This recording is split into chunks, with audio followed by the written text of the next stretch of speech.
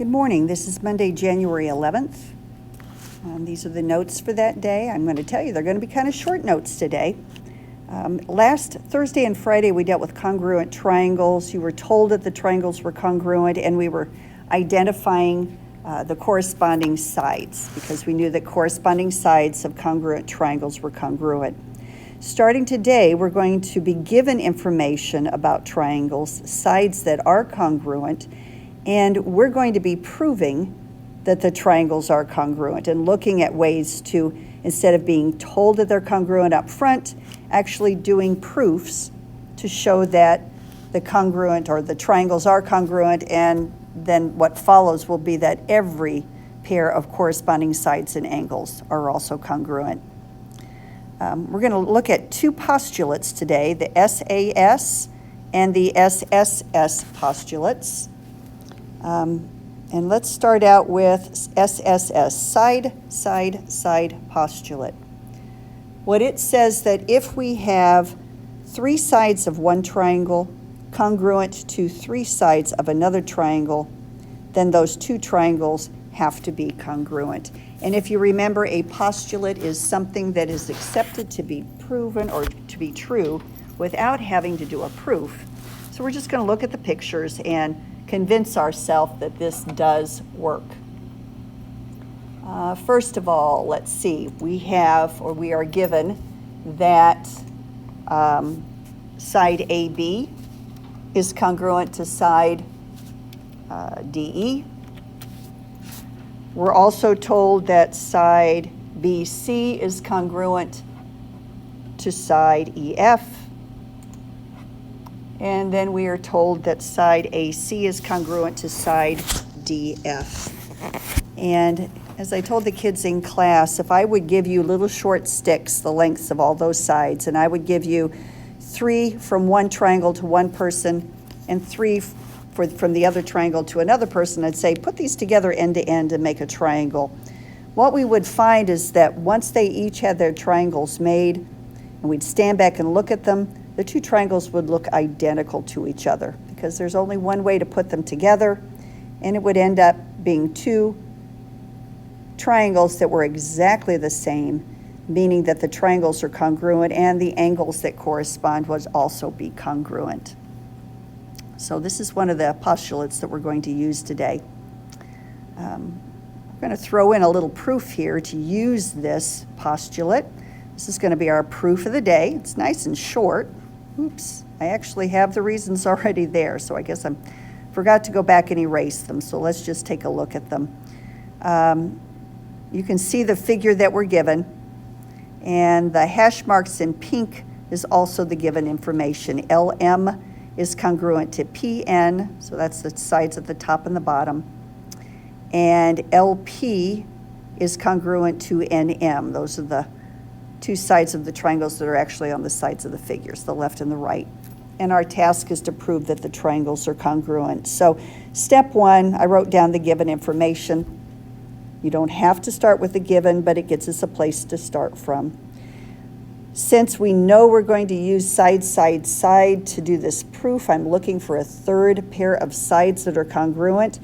And these two triangles share those side, or that side that falls right diagonally between them. So that is a corresponding side of the two triangles. And we could say that's congruent to itself by the reflexive property. And then because three sides of one triangle are congruent to three sides of the other, the two triangles are congruent by the side postulate. Kind of a short little proof, but just shows you how we could use this postulate in a proof. I will tell you tomorrow, your assignment is going to be to do some short proofs like this. So make sure you know where this one is for reference. Today I'm going to have you spend time identifying congruent triangles. So before we look at what your exercises will be, we are going to take a look at one other postulate. It's called the side angle side postulate, or SAS. This one says if two sides and the included angle, included means the angle between those sides. So two sides and included angle of one triangle are congruent to two sides and the included angle of another triangle, then the two triangles are congruent. If you can see, we have the pink sides, the purple sides, and the angle between them is the green one, once marked in green arcs, is the included angle. And if you have that situation where you can walk around a triangle, a side followed by an angle followed by a side, and you can do that with both triangles, then we can say that the two triangles are congruent by side, angle, side. In your exercises today, what I'm having you practice doing is looking at figures, for example, this one, and I have XZ is congruent to ZV, and YZ is congruent to ZW, so two pairs of sides. And we're trying to figure out what else we'd need to know or why we can use SAS to prove that those two triangles are congruent. So we're just identifying the parts. There's a couple of things that are going to show up a lot, and one is vertical angles. If you will take a look at this picture, we have a pair of vertical angles right where I'm putting these pink arcs. And we all remember that vertical angles are congruent. So now if you walk your way around the triangle, you will see that you have a side followed by an angle followed by a side. And on that triangle on the bottom, if we start at W and trace along the lines, we'd have a side followed by an angle followed by a side. And so we can use SAS to prove that the triangles are congruent. What you're going to look for are parts that are obvious. Now, these last two are a little bit more like what the exercises on Canvas are like for those of you who are not here at school today.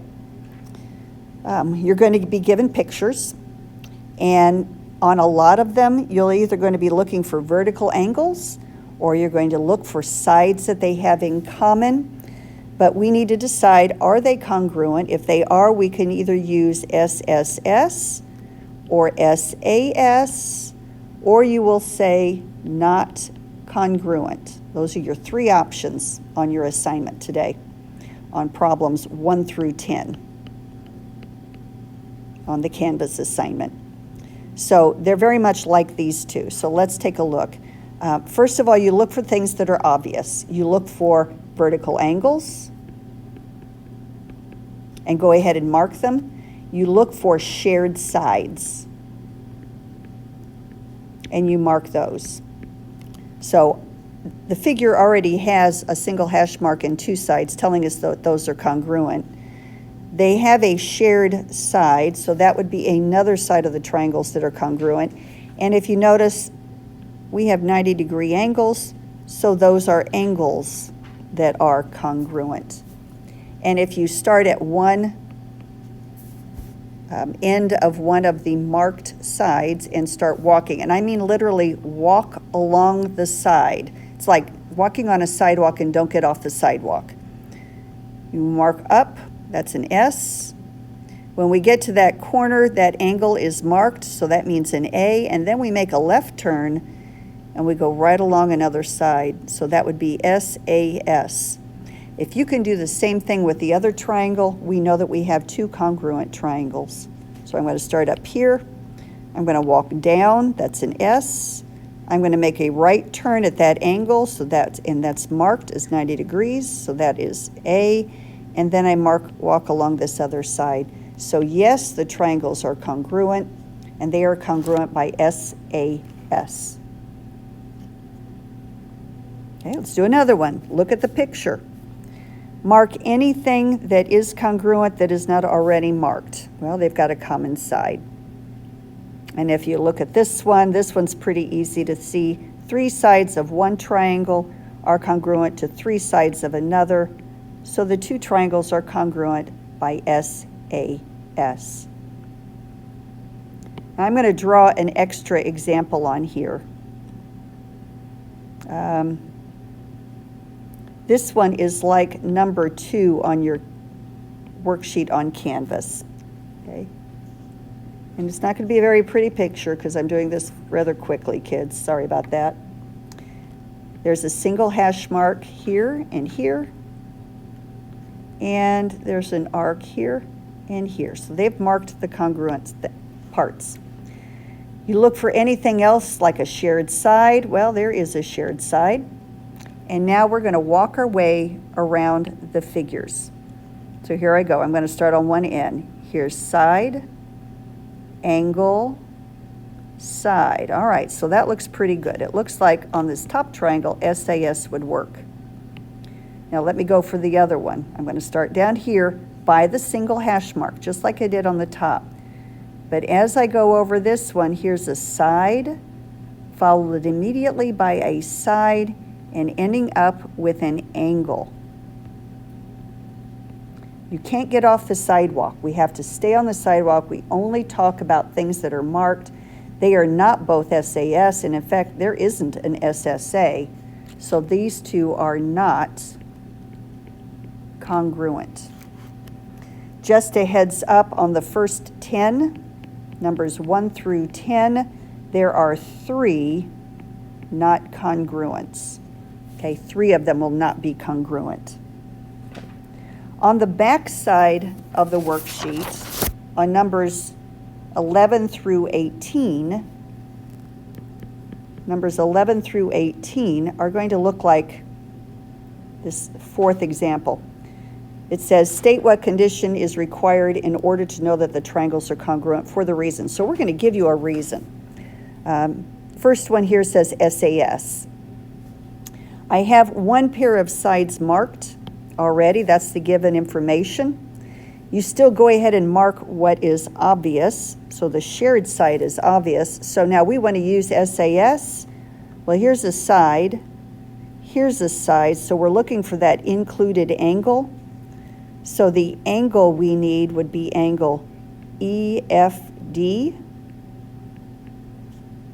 Would have to be congruent to, now let's check this other one. Here's a side, here's a side. Well, this angle that we need is the one down here, FDG. And if you would rather, you are welcome to mark those 2 angles rather than give the names if you draw them out. Okay, one more. Here's SSS. Well, the ones in pink are obvious. The shared side is also given. So we need, by SSS, we would then need to know that AB is congruent to DC. And that would be our third one. The angles are a little trickier to find. But do yourself a favor, draw the pictures, mark the parts. It will make it much easier. And then remember, stay on the sidewalk. As you walk the sides, think of that as a sidewalk. Don't step off the path as you walk around. And it will make it much easier to figure out your angles and your sides.